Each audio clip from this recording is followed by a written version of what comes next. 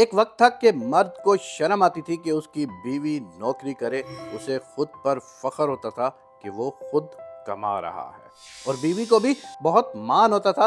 لیکن پھر وقت کے ساتھ ساتھ سوچ بدلی، مہنگائی کے معاشرے پر اثرات پڑے، اور کچھ مغرب کو دیکھ کر لوگوں نے اپنی بیٹیوں کو گھر سے کمانے کے لیے نکالا۔ بعض لوگوں کی مجبوری تھی، کیونکہ ان کا بیٹا کوئی نہیں تھا، وہاں بیٹی ہی بیٹا بن جاتی ہے۔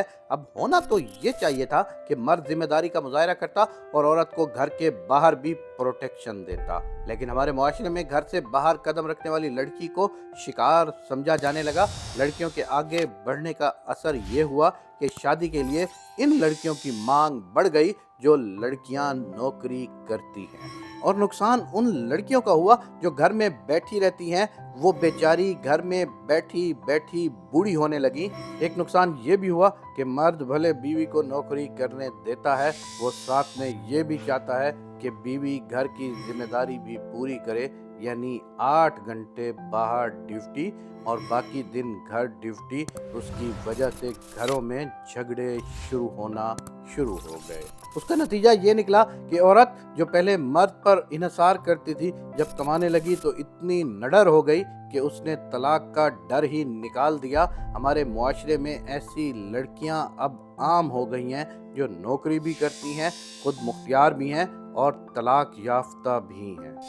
مرد کا اس بات میں کافی قصور ہے، وہ یہ سوچتا ہی نہیں کہ عورت کمائے بھی، گھر چلائے بھی اور پھر گھر کے کام بھی کرے، اور وہ بھی انسان ہے، کوئی مشین تو نہیں۔ لیکن مردوں کی اکثریت کی تربیت ہی ایسی ہوئی ہے کہ وہ خود کو بدلتے نہیں، اور جو بدلتے ہیں ان کو ہمارا یہ جاہل معاشرہ رن مرید کا نام دینے لگتا ہے۔ یاد رکھیں، میاں بیوی کے تعلق میں عزت سب سے اہم چیز ہے۔ عورت کی عزت اور احترام ہی ایک مرد کا کام ہے۔ اگر آپ چاہتے ہیں کہ آپ کی بیوی آپ کا ہاتھ بٹائے تو اس کو بھی تھکن اتارنے کے لیے وقت دیں، اسے بھی انسان ہی سمجھیں۔ عورت کو اللہ نے دل کا بہت اچھا بنایا ہے۔ آپ پیار محبت سے بات کریں، گھر جنت بن جائے گا۔